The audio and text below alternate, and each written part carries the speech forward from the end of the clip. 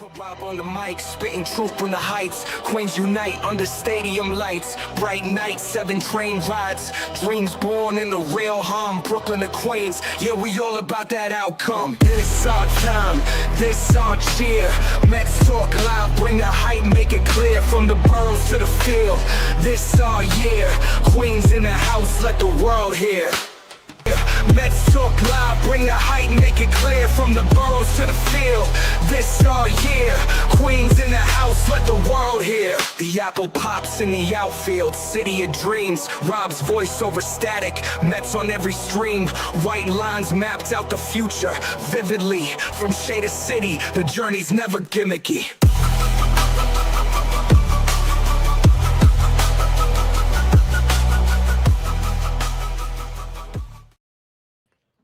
What's up, Mets fans? Welcome back to the Mets Night Show right here on the channel and on X. How is everybody doing on this lovely Thursday off day edition of a Mets show? Welcome, guys. Welcome to the channel. And you know what? After 16 long days of no off days, us as Met fans finally deserve a break. Not only does the Mets bullpen need a break, and the Mets team as a whole need a break, Mets fans need a mental health day. That is what today is, as we finally get through 16 straight days with no off days, make it into September, take 2 out of 3 against the Detroit Tigers, and now have an off day to relax, calm down, and get into the final 7 games of the road trip. And it obviously starts with Cincinnati tomorrow. And of course, we finish the road trip in Philadelphia 4-4. So as you guys might know, but if you don't know, the Mets made some news today as they call up the final piece of the puzzle of the Mets' top pitching prospects. Brandon Sproat is officially being called up and will officially be on the roster tomorrow. As I said a couple of days ago, the reason why you haven't heard Sproat called up over the last few days is because it didn't make sense, because he just pitched a couple of days ago, and to have him on the roster and waste a roster spot when you know he ain't going to be able to pitch, it's stupid to have a roster spot available, him on the roster when you can't use him. So it wasn't, when it comes to roster manipulation and roster construction, you lose a roster spot, and when you have 28 guys in September, there's no point in bringing them up. Obviously, today's an off day. Makes sense. He'll be pitching on Sunday against the Reds for the finale of that series.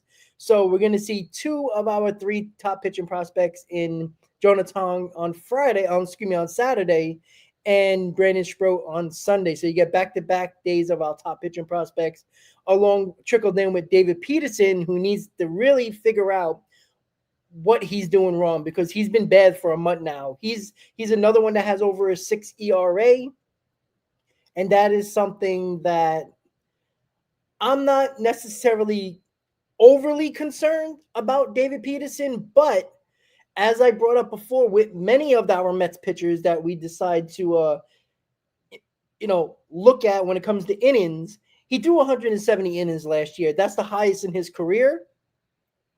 And on pace to do it again this year, back-to-back years, first time in his career.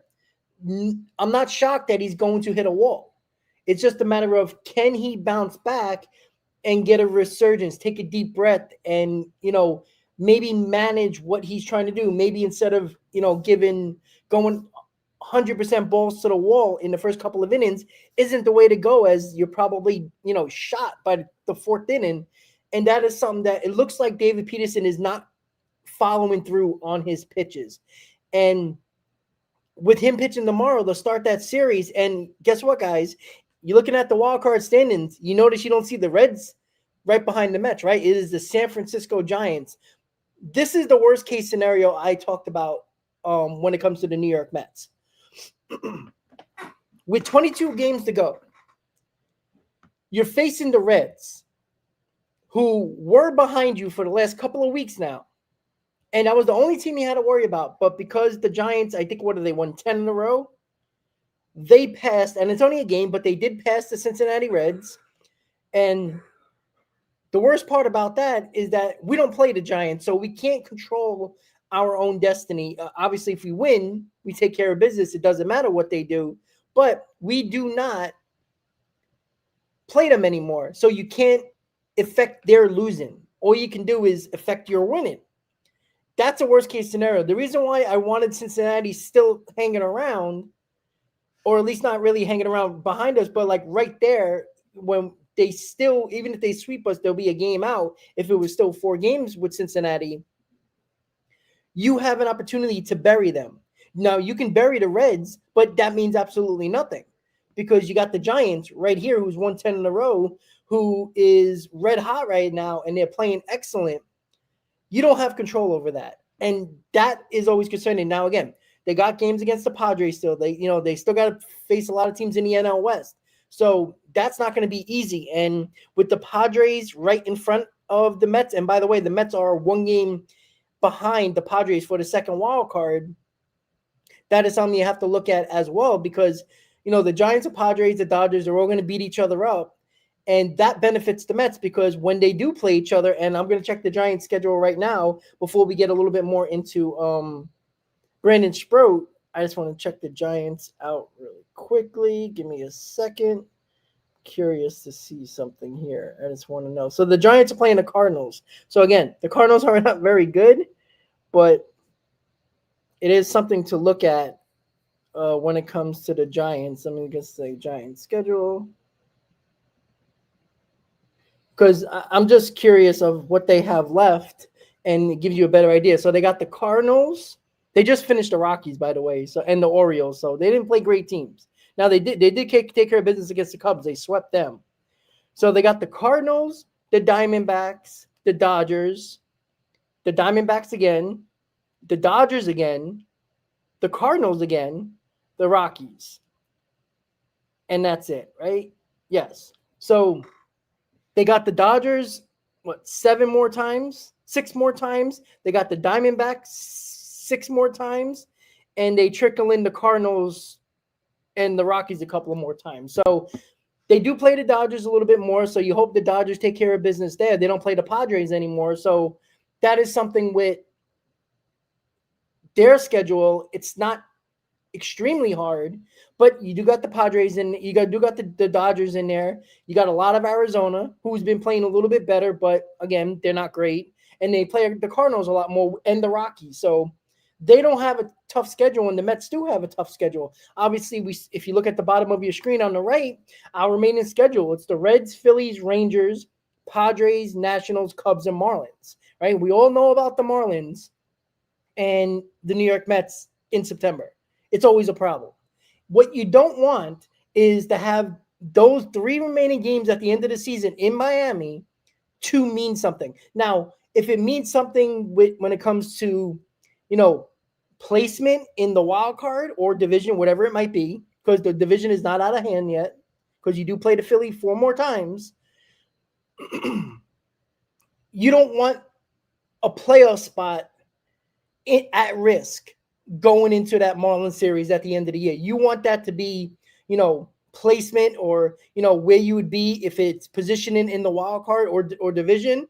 If it gets, if you want to get in the first wild card, second wild card, you don't want it to be, if we don't win, we're out of the playoffs. That's what you don't want. You want to avoid having those last 3 games of the year, not worrying, because you don't want to have what happened last year. Even though it worked out for the Mets when it came to going to the NLCS, you don't want to use your best pitchers in that Marlins series and not be able to set up your rotation in that wild card round regardless, because most likely if you win the division, pretty good chance at the moment, the Phillies do have the second, I believe they have the second wild card. The second best record in the National League, if I'm not mistaken. Yes. So let's just say if the Mets don't have a bye in the playoffs for the first round and don't have to worry about a wild card series, let's just assume they do. They can set up their rotation for that wild card series, regardless if you win the division or not, and you're not the 2 best teams in the National League. So that's something you have to look at as well. You don't want to have the Marlins. Let's just say for, for kicks and giggles here, that Nolan McLean, Jonah Tong, and Brandon Sproat are your three best pitchers. Let's just say Sproat pitches well, and all three of these guys are showing what we all thought they can do. You don't want to use them because if you look at the outlook and you go every fifth day with off days and all that, pretty good chance it's probably setting up where they're going to be pitching in that final series of the year. You don't want that to happen. You don't want them to pitch. Now, maybe you'll throw them an inning just to, keep them loose, keep them stretched. Don't throw a couple of innings. You don't want to give them too many days off until the playoffs. But you don't want to pitch them in the Miami Marlins series at the end of the year. Because if that doesn't matter, and again, everybody can talk about where you want to be seated. Like, oh, I don't want to play this team. I don't want to play that team, whatever. The fact is, they're not pitching those guys unless it's do or die for playoff purposes. I don't think Mendoza is going to throw out Nolan McLean out there and waste him in that series and not have him for game one of a wild card round. Doesn't make sense. Really does not make sense in my opinion. So I get it that we might not have a choice and you might have to pitch him in a Marlins series. But again, the Mets are 4 games up.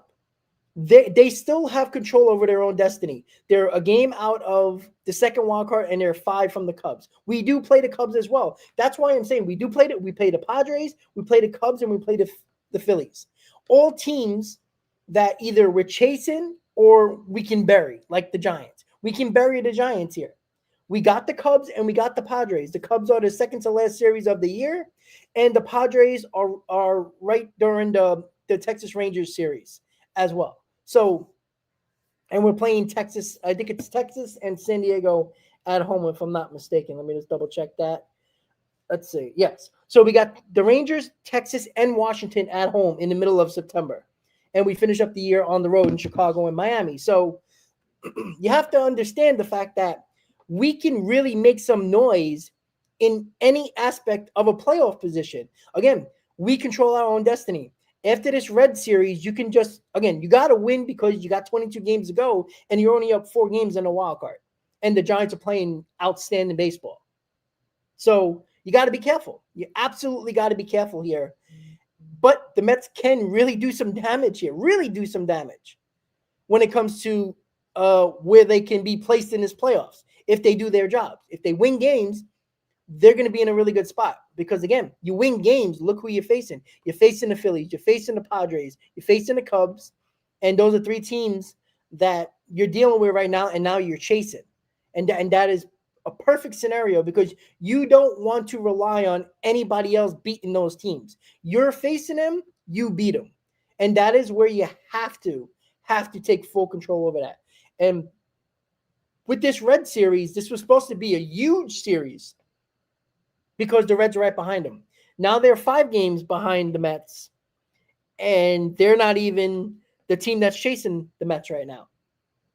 Or right behind them, it is the Giants. So the Reds you can completely bury at this point if you do your job. Again, everybody wants a sweep, but you got to look to win series here. Again, you got 3-game series, 4-game series. You got, I think we don't have no more 4-game series after the Phillies. We got the Phillies out of 4 games. Everything else is 3-game series.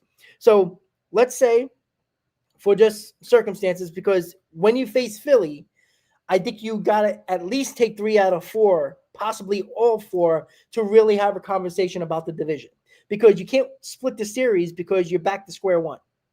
You're basically tied after that series when it comes to whatever games you lose or gain at that point. Let's just say the Mets are 5 games going into that series. You split, you're back to 5 games with, 17 games to go? So there's not a lot of wiggle room there. So the goal is to take series. And it's hard to take series in a 4-game set. But you need to take 3 out of 4 or better to really make a dent in their lead. But if you just take series, let's say after the Philly series, let's say you split, you take the series against Cincy, 2 out of 3. The Rangers, 2 out of 3. 2 out of 3, it adds up, right? That would be 2, 4, 6, 8, 10, 12, 14. So if you go, 14-8, which is the remaining of the games, that's only 6 games over 500. Another 14 wins gets you what? 10, it's 85, 89 wins. That's 89 wins. I think that should get you into the playoffs. And, well, Dwayne, they play down to their competition, but who is down to their competition? The Reds are right behind us. So I don't consider them a team that we play down to, because they're a team that could do some damage to us. I think the Mets play up. The Philly series obviously is a big series. The Texas Rangers are playing for something. They're a decent team. They're playing for a playoff spot. And we know with the DeGrom coming back, and he's set up, by the way, to pitch against us, which is hilarious because we gotta win these games. The Padres are in front of us. The Nationals, all right, but that's in between. That's always a series that you're scared about because you're playing the Padres and the Cubs, and the Nationals in between both of those teams. So you worry about that. Absolutely, you worry about that. And the Marlins series, you just hope that those games don't matter. I don't care about seeding. I really don't. Like, I want to play. I would love to play certain teams, and I would not want to play certain teams in the wild card round. But you can't really put your mind to that and worry about that. You got to worry about making the playoffs. And if that Marlins series doesn't mean nothing except for seeding, I'm not pitching my best guys. I'm just not. You don't have enough good pitchers in your rotation to say, well, okay, if we got to throw McClain and Tong in the Marlins series just to make the playoffs or to go for seeding and a higher seed. I mean, maybe if the division's still in play, you want to try to win the division, because why wouldn't you want to win the division? Because at this point, there's a pretty good chance that the NL East, the winner of the NL East, is going to have the second best record in the National League the way it's looking right now. Well, guess what?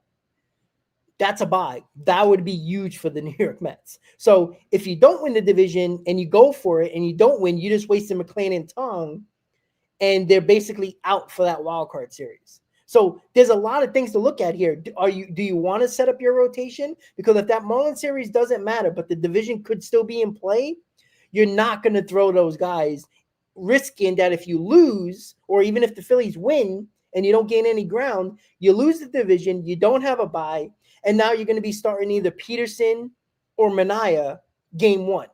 And a pretty good chance that McClain might be able to pitch the third game of the wild card, but you could lose the first two games.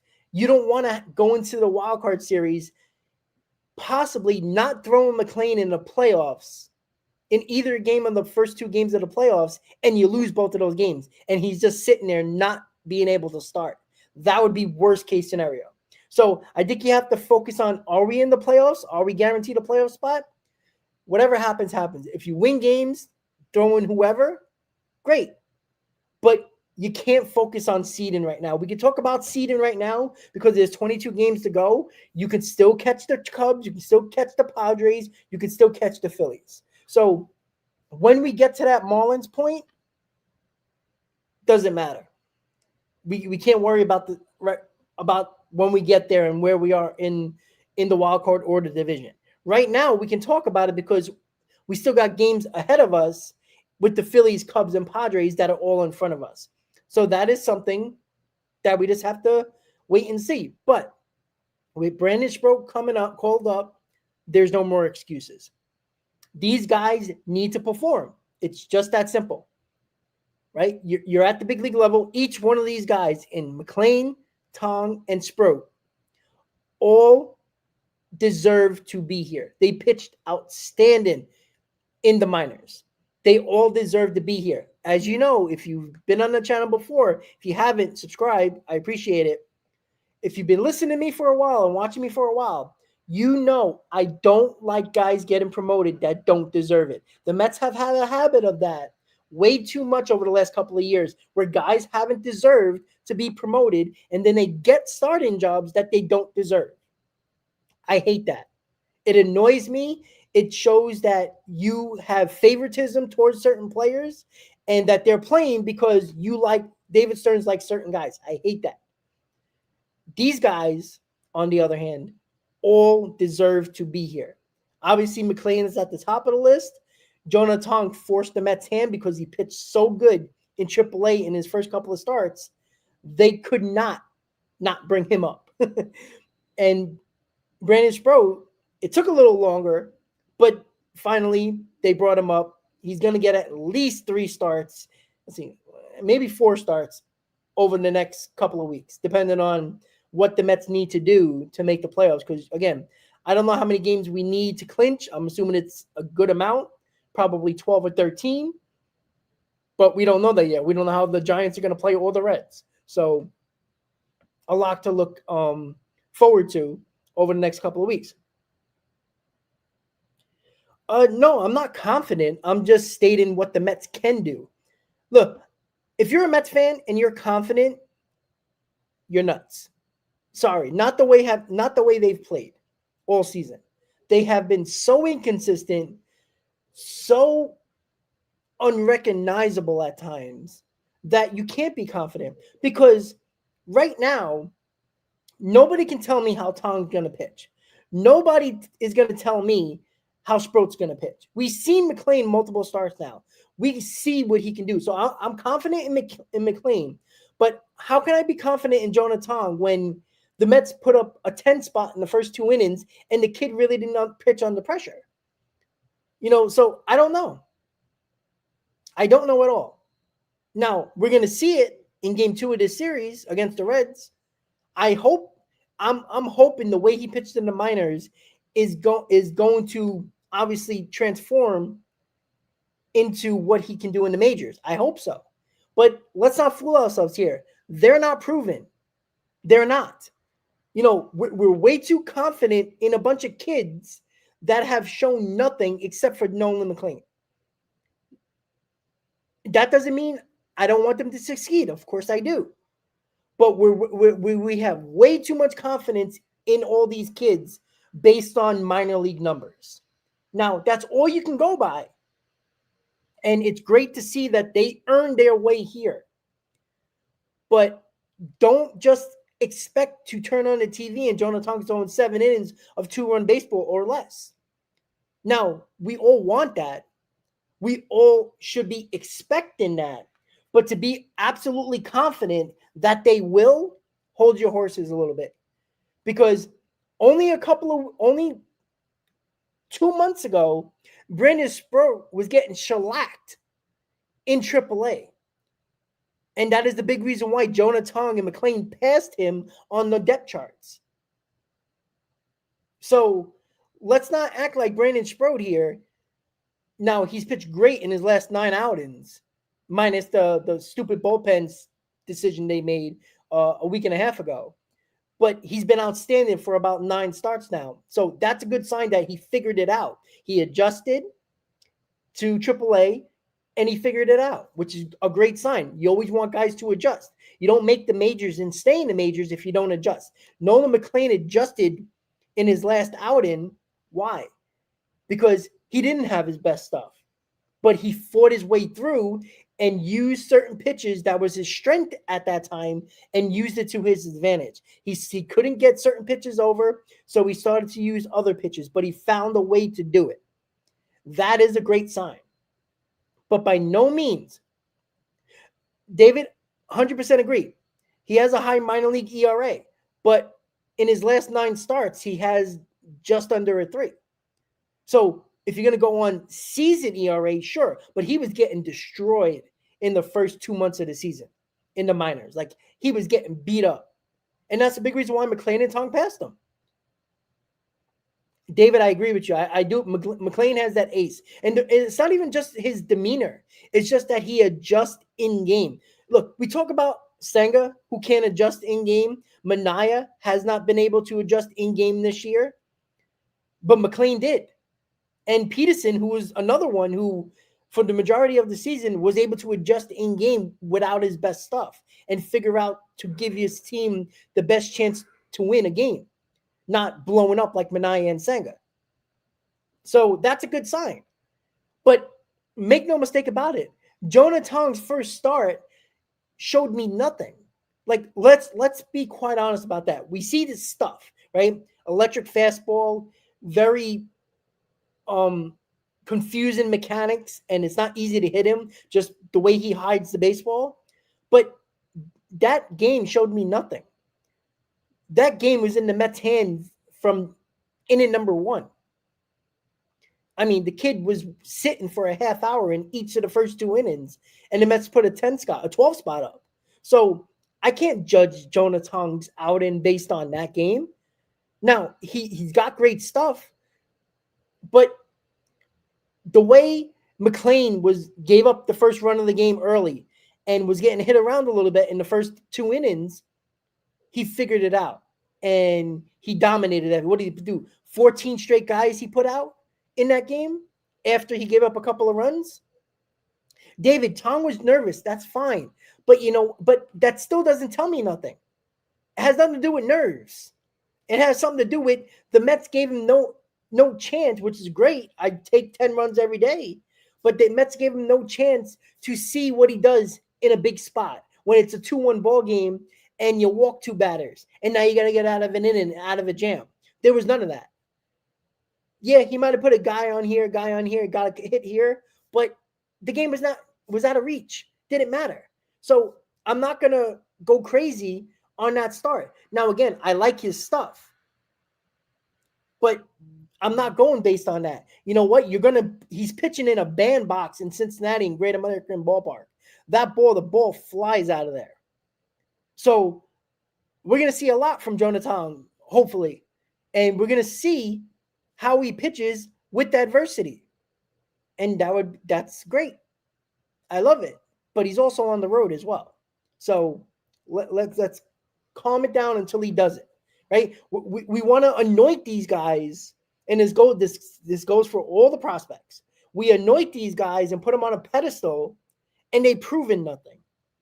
At least McLean, we can look at his starts and say, look what he did. Look what he did in game, his last start, adjusted on the fly and got better, even without his best stuff. And then his stuff started to gradually get better because he figured out what to do. That is a great sign. But we got to stop putting these guys on a pedestal until they actually prove something. Right? Jonah Tong has the opportunity to do that. That's it. Because what if Peterson doesn't pitch well tomorrow and the Mets lose?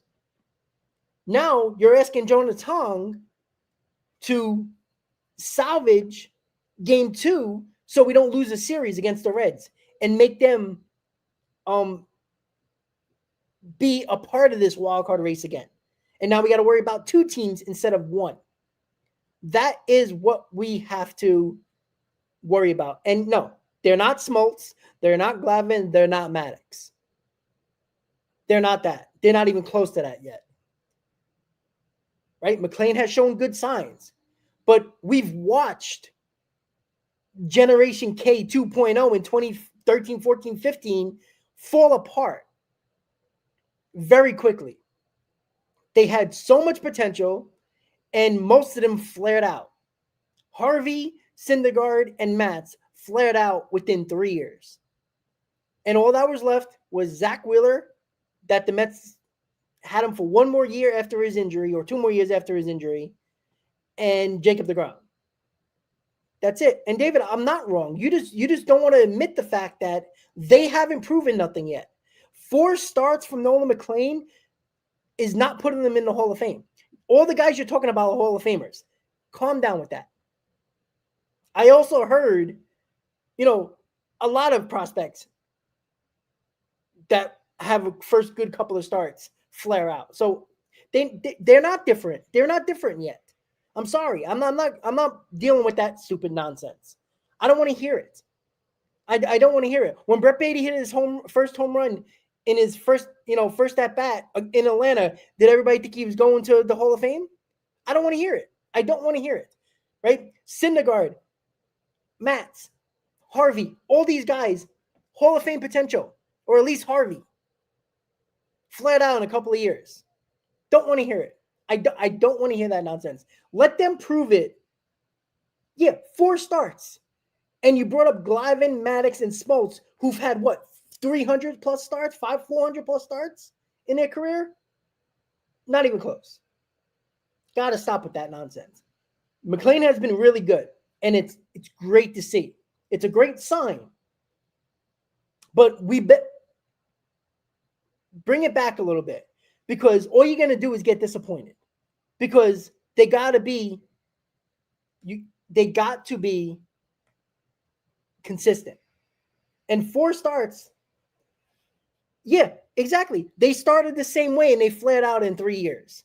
I don't want these guys to flare out in 3 years. I want these guys to be a part of the rotation for 5+ years, at least most of them. Because let's be honest, guys, I mean, how rare is it that you're going to have all 3 of these kids become really good starters, possibly top starters? It's so rare. You don't even see that around baseball, let alone one team. You'll get Paul Skeens and guys that supposed to have a ton of potential, but never really turned out to be that. Look at all around baseball. Where do you see 3 top pitching prospects all come up and be outstanding? The Reds have it, but they kind of not really put on that extra possibilities. Yeah, David, they started like the Braves, but Tong threw 1 start in a blowout game. Brandon Sproat hasn't thrown a pitch yet. And McLean has thrown 4 guys and you're anointing him into the Hall of Fame. Stop that crap. It's a waste of time. It's a waste of time. And even if McLean, Sproat, and Tom all pitch great in September and great in October, what does that mean for the rest of their career? Nothing. Haven't we watched Mark Vientos have a Daniel Murphy type postseason last year, and it took him 120 games to actually look competent? I don't want to hear it. So the fact of the matter is, we all have to wait and see. I love it. Stearns isn't a genius. He's won nothing in his career. So I don't want to hear that either. Stearns still has to win before he gets any credit, because you can't keep on flaring out in the playoffs every year, just like he did with the Brewers for 8 of his 9 seasons, where they never made a World Series. They got to the NLCS once, and they flared out earlier in that. That's it. David, I'm not even going to go there yet, because I don't know. Sandy Alcantara pitched good against us, huh? Because if Jonathan gets knocked around tomorrow or in game 2, or Sproat doesn't look good, watch how Fish is, well, look at Sandy Alcantara. Look at this guy. Look at that guy. Doesn't matter. The fact is, I still take proven guys over prospects any day of the week, because you never know what they're going to turn out. And if they don't turn out, you're back to square one.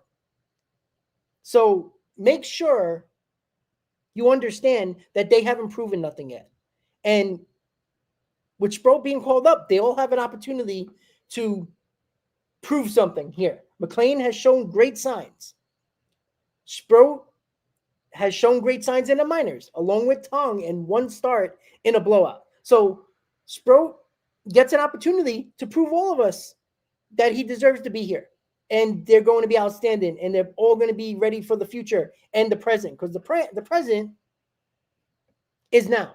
Right? They have an opportunity to make a mark on this team now and turn heads and get us far and get us into the playoffs and get us far into the postseason. That is the goal. That is the goal. We'll see. We will see. But good sign now is that we got Tong on Saturday and Sproat on Sunday, with David Peterson starting tomorrow with his 6 ERA. Now, we'll get into the Red Series a little bit more. But don't we need to see Peterson step it up? He's been bad for a month. And we just got to see. We just got to see. And David, this is the last thing I'm going to say, because everybody thinks I'm having just a conversation with you. But instant gratification isn't the problem. You have to win games. Tomorrow's game is instant gratification. The next 22 games are instant gratification. We can't have them fuck up and pitch bad and say, well, we got next year. I don't care about next year. The world can end next year, and then we have nothing. So let's put that to the side. David Peterson needs to step up, and he's got to show that he can pitch well again, because that's concerning within itself. Because now we're really counting on only the 3 top pitching prospects for the Mets to survive and make the playoffs. Because make no mistake about it, we're not in the playoffs yet. Right now, we're in a good spot, but there's still 22 games to go, and a lot can happen. So we'll see. Right? Brad, it does suck, right? The off day sucks, but Met fans needed it, Brad, right? Didn't we need it? I think we needed it.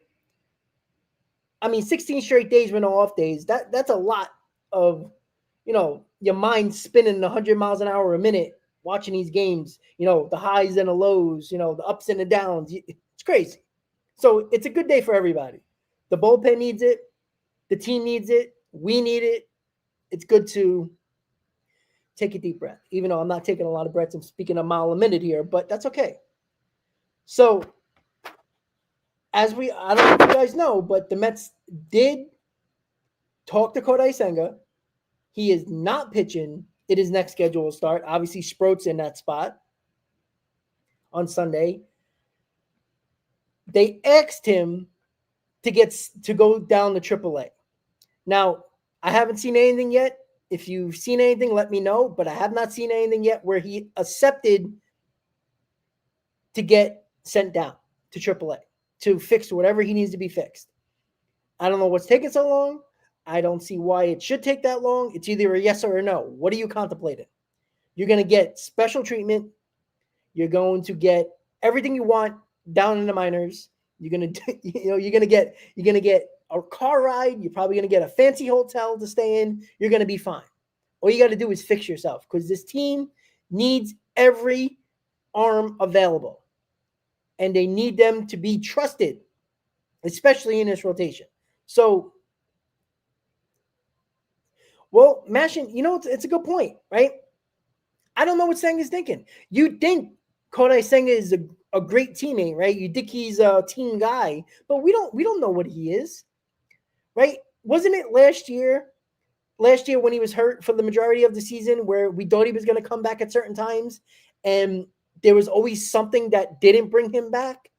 So I don't know if the Mets were annoyed at that or what, but it always seemed like there was always something else that he had to do to get back. And it took him to the end of the year to get back. So I don't know. I don't know what he's thinking. The Mets haven't really said much except they asked him to get sent down. Because in his contract, he has that clause where he has to accept going down to AAA or the minors. I mean, they might just bring him down to Port St. Lucie just to work on whatever he's got to work on. But I think they might just send him to AAA so we can get game action. We'll see. But I don't know, man. If I'm him, it's going to look really bad if he says no. Because whatever bullshit he said post-game in his last outing about his body doesn't feel like it's aligned or whatever he said about his body, nonsense. I don't want to hear it. I really don't. It's just excuses. Like, how much more time do you need? You get more days off than anybody in this team. And you still can't figure it out? That's on you.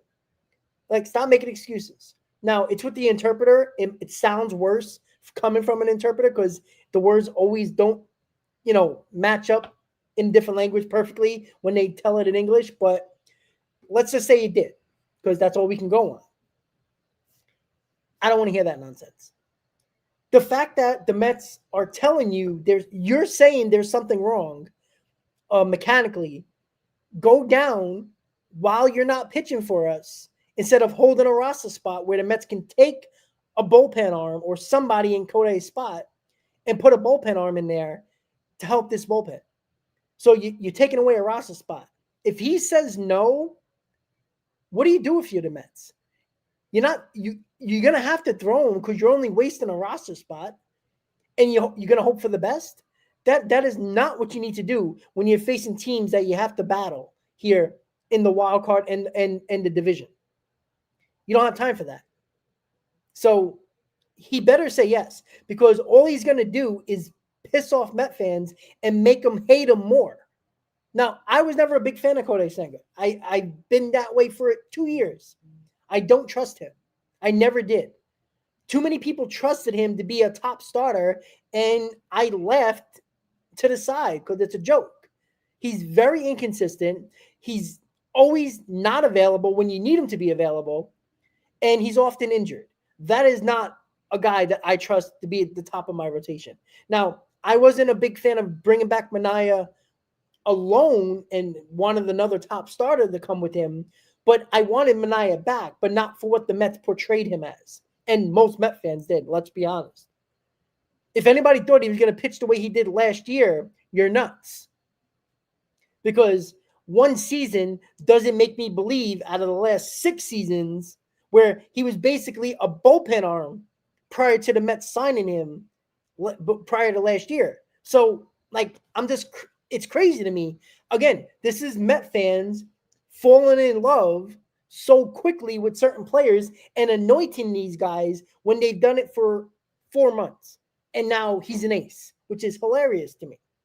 And then, you got to get, you got to step down from that pedestal and, oh, well, Manaea is not that good. Yeah, when he hasn't been good in 5 years, you wonder why. You can't disregard the prior 5 years and just assume those 4 months is going to be what he is. Not only he's coming back from oblique injury and then he has a loose body in his elbow. Like, that's crazy. And you're right, it is recency bias. David, how can we fix the crappy bullpen? We'll get to that because that's the other aspect of Manaea and Senga. If Senga doesn't take the AAA option or the minor league option to go down and fix whatever he has to fix, don't you have to put him in the back of the bullpen and just leave him there and throw him in blowouts and hope he fix there? Because what do? Are you really going to start him? Because you can't just sit him there and never pitch him because you're wasting a roster spot, and that doesn't benefit the Mets at all.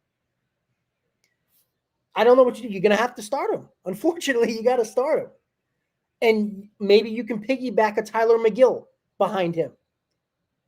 But that requires another roster spot. So I don't know what to do with Senga. I really don't. But let's say, for just, positive vibes here, which I know we don't get a lot here on this channel. I know people love that, love to talk about that, but it's facts, right? No need to lie. I say how it is. You don't like it. It's always negative, apparently. So, but let's go positive here. That's always fun. Let's say Kodai Senga takes that option to the minors. That roster spot is probably going to get filled by a bullpen arm until Tyler McGill is ready. And I think he's going to be very soon. But let's say they add a bullpen arm. Let's say a Davinsky, Waddell, most likely. And you got that bullpen spot for Senga's spot. And Sproat's here now. Okay, cool. So we have that. But we also have the other issue in Sean Manaea.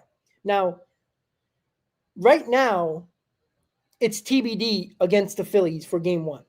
That should be Sean Manaea's spot. But that also can be a Tyler McGill spot. And the reason why I say that, I know that doesn't excite anybody, but you can't pitch Sean Manaea again after what he's done in his last start. It's dangerous. Dangerous, dangerous, dangerous. So I think the Mets are going to pitch Manaea one more time, and that is game 1 of the Philly series on Monday. Excuse me. So I would think they would pitch him one more time. But what you can't do is have him pitch bad again.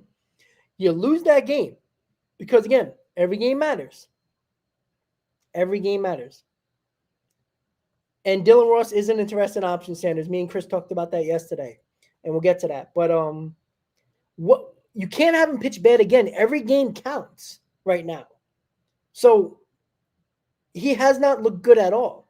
But again, what you could do, and what I think the Mets should do, is let Manaea pitch 3 innings. Because he's been pretty good the first time through the order. And have McGill. McGill should be ready. Again, it depends on where they're going to fit all these guys on the roster. Because there isn't a lot of spots here. Do you send Mauricio down to bring up another pitch? Whatever you got to do. Can you piggyback Manaea and McGill together in and out in? So I don't know. It's rough because all you have right now that you're counting on, not trust. Let me make that clear. There is no trust for me. I know there's some people that trust these guys, these kids, but by no means do I trust them.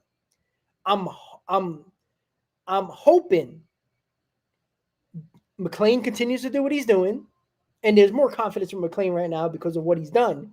But I'm hoping Jonah Tong and Nolan McLean, and Brandon Sproat perform well. I'm not even expecting great. Pitch really good. Pitch good. Better than good. I would say above average. Because you need both of these guys along with Nolan McLean to pitch well. Because if you don't, who else do you trust? You're going to McGill at some point then. And that is the last thing that we need to do. We don't need Tyler McGill to be a difference in this rotation. If McLean, Tong, and Sproat pitch well, all you need is one more guy to step up in this rotation. And now you have a solid rotation that was looking very bare a couple of weeks ago. You just need Peterson, Minaya, or Senga to figure it out. One of them, along with Sproat, Tong, and McLean. Because if you got four guys you can count on, not just trust, but count on every fifth day, it's a lot better. And you know what that's going to do when you can count on four guys in your rotation? It's going to help your bullpen. Now, Dylan Ross has been a topic of conversation. I don't know if they're going to do that because where's the room on this roster? You might have to put Minaya in the bullpen.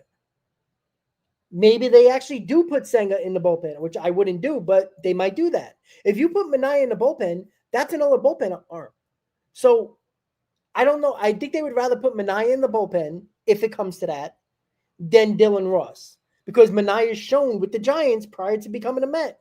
He pitched actually well out of the bullpen in San Francisco. So that's a possibility. Strong possibility. But we also got to wait and see because I think Minaya is making his next start and it's supposed to be on Monday. You're giving him an extra 2 days or a day instead of pitching him Sunday because they could have done that with the off day. You give him an extra day and pitch him on Monday against the Phillies for game 1. So you just hope he figures it out. Like if Tong and Sproat pitch well and show that they can handle this because, again, we don't know that yet. If they do, you need one of these three guys in Peterson, Senga, and Minaya to figure it out. Because if they do, 4 guys is so important that you can go every fifth day and you can trust these guys.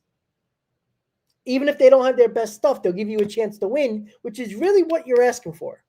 Give your team a chance to win, especially an offense that has been scoring well over 7 runs per game over the last month. You have Juan Soto basically now in the MVP conversation. And can I say something about that? I want to say something about that. Remember last year when Ohtani and Lindor was getting MVP conversation because the way he played down the stretch from June on? Why did Ohtani, as a DH, win the MVP last year? 40 stolen bases, 40 home runs. Juan Soto is going to hit 40-plus home runs. If Juan Soto gets 40 stolen bases, and what is he, 13 away? And trust me, every opportunity he's going to run. He's going to run. And again, the Mets have been very successful, so I don't have no problem with them running. They've been I think at a 93% clip this year, which is it's the best in baseball. So go. And yes, it ended up being 50-50, but it was basically 40-40. That was what they were talking about. 40-40 was like no man's land. Like that is like, whoa. But he did get 50-50, but 40-40 was the number. Lindor wasn't going to hit that. But he did get a couple of votes. He did get, consideration, but let's be honest. Juan Soto, and I know Ohtani's pitching now, but let's not act like he's pitching like an ace here. If Juan Soto gets 40-40 in the first year as a New York Met, and by the way, guys, only 2 months ago, Juan Soto is batting like 220, 225, 230. He's at 260. Like, there's a pretty good chance he can hit 270 by the end of the year. If he hits 270, which is just under, about 10 points under his career average.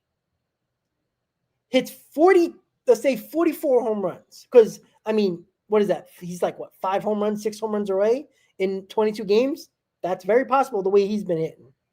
And he's going to have 100 RBIs, over 100 RBIs. So in his first season as a New York Met, you know how everybody said he's a bust and not worth the money. He's going to probably bat 270, hit 40-plus home runs, 100-plus RBIs, probably 140 walks by then, 150 walks probably. On-base percentage is crazy. OPS is well over 900. Like, that's an MVP season. Wouldn't he deserve it? Just considering that the Dodgers aren't as good as they were last year. Now, Ohtani's putting up great numbers, but if 40-40 is the number, why wouldn't Juan Soto win it? And again, he's got to continue this for the rest of the year, or it's not a consideration. For the next 22 games, he's got to be MVP caliber. But there's a pretty good chance that, I mean, Juan Soto's putting up Pete Alonso numbers, but we all know Pete Alonso was never considered for MVP votes, ever. Whatever reason. And I still believe that there's something around Major League Baseball where people don't like Pete Alonso. Like, they just don't see him as an MVP caliber player for whatever reason. But he puts up the numbers, let's be honest. Even, I'm not the biggest Pete Alonso fan, but I also got to be honest.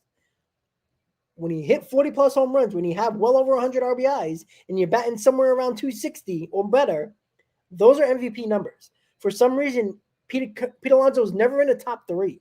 He might be in the top 5 or 6, but he's never in the top 3. It's crazy. So it's amazing. But let's just get back to what we were talking about here. If Senga takes the minor league option, and Minaya does pitch, which it's looking like he will, even though it's still TBD for projected starters, probable starters against the Phillies, especially on Monday, I think Minaya is going to get the next outing. Now, I wonder if the Mets are waiting to see how Tyler McGill recovers, because I would not be shocked if Tyler McGill gets the start on Monday, even if it might be a spot start, just to give an extra day to Sean Minaya. But I think they're going to pitch Sean Minaya on Monday. I think this is Sean Manaya's last opportunity to show that he can fix whatever the hell's wrong with him, unless he's hurt. I don't know. But right now, if you're on the mound, I don't want to hear about injury. You're on the mound, pitch. If you're hurt, don't pitch. All you're doing is hurting your team. So I think he's going to start on Monday. If he starts on Monday and he doesn't pitch well, I think there's a lot of conversation about him going to the bullpen.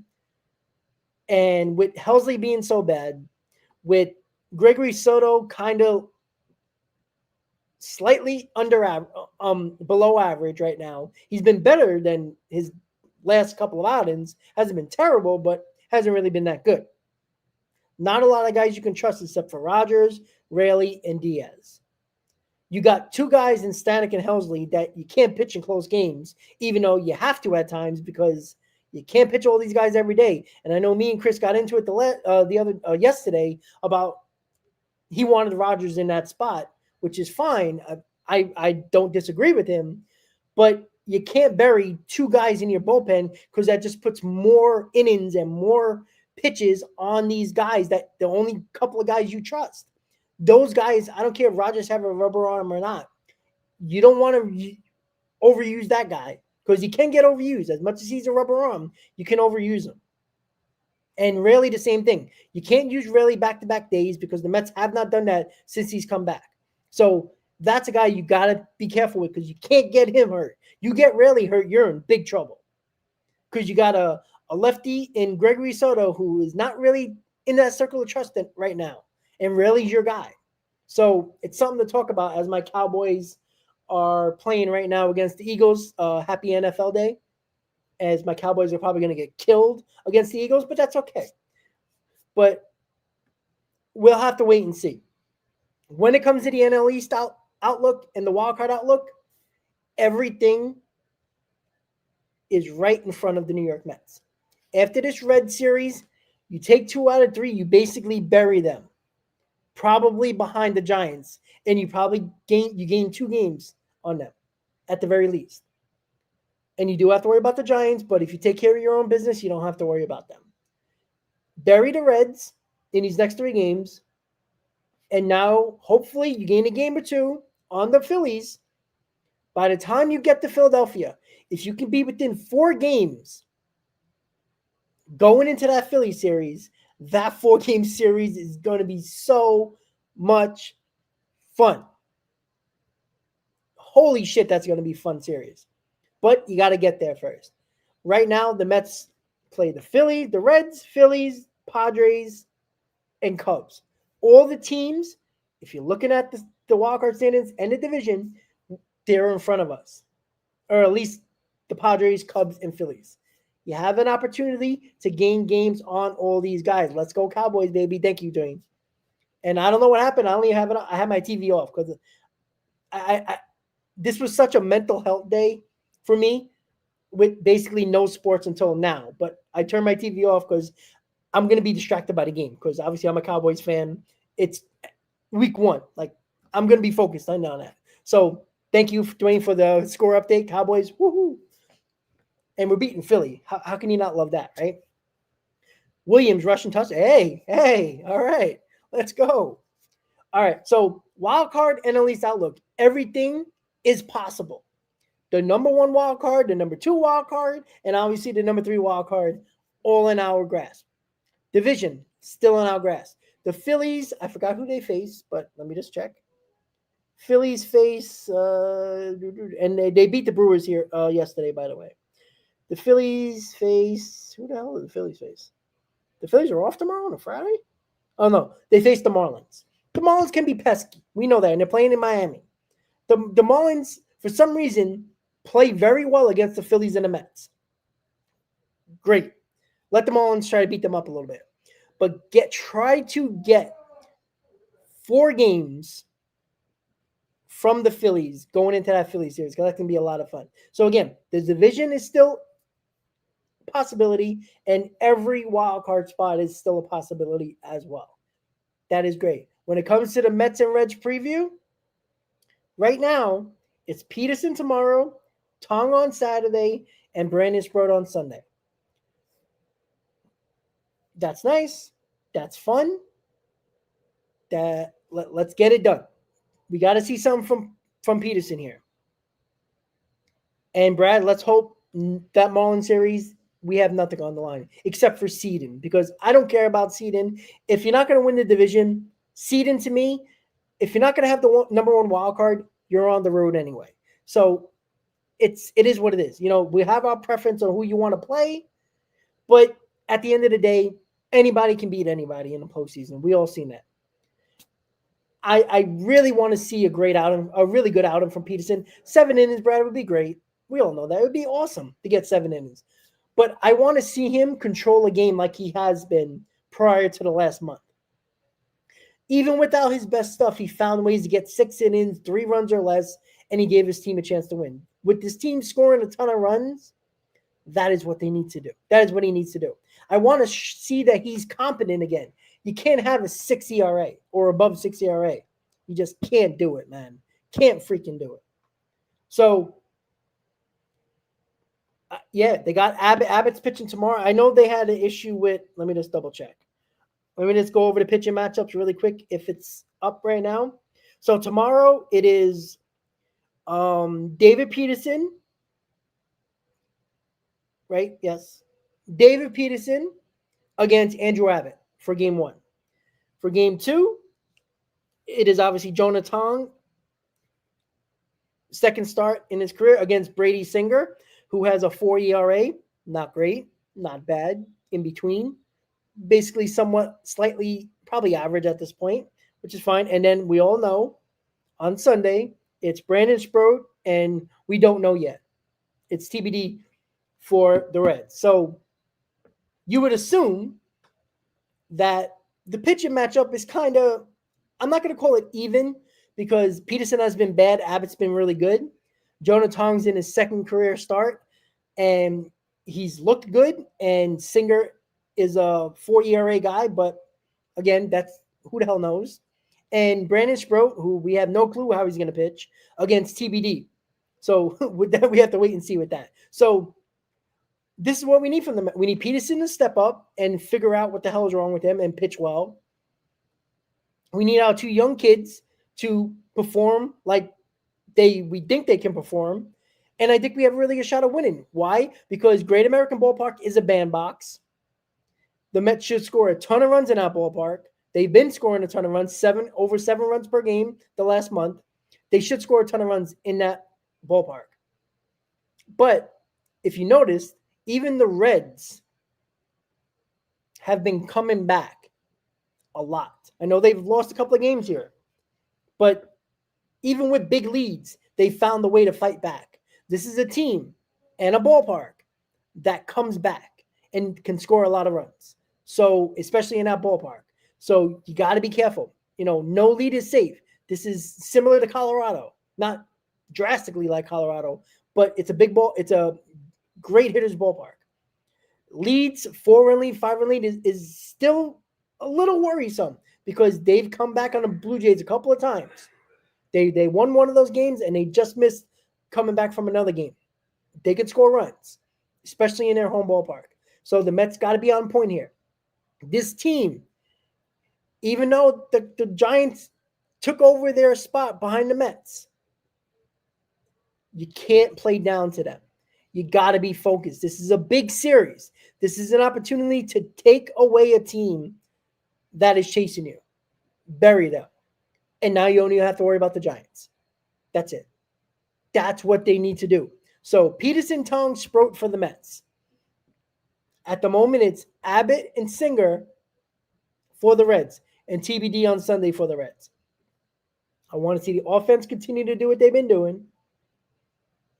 Pitching needs to step up, including the bullpen. What do we do at the bullpen at this point? I have no idea. You can't use Stanek in big spots or Helsley. You got an off day today, so everybody should be available tomorrow. But you hope, again, you got to be careful here. Because if Peterson doesn't have it, you're already using your entire bullpen in game 1 coming off the off day with 7 straight games in a row. So let's get it done, guys. I will see you tomorrow for the Mets pregame, of course, for the start of the Mets-Red series.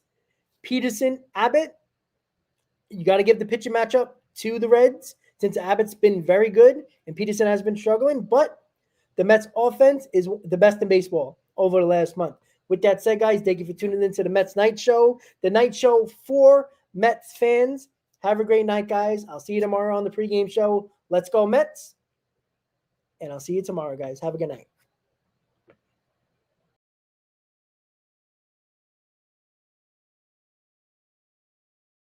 Bob on the mic, spitting truth from the heights. Queens unite under stadium lights. Bright nights, 7 train rides.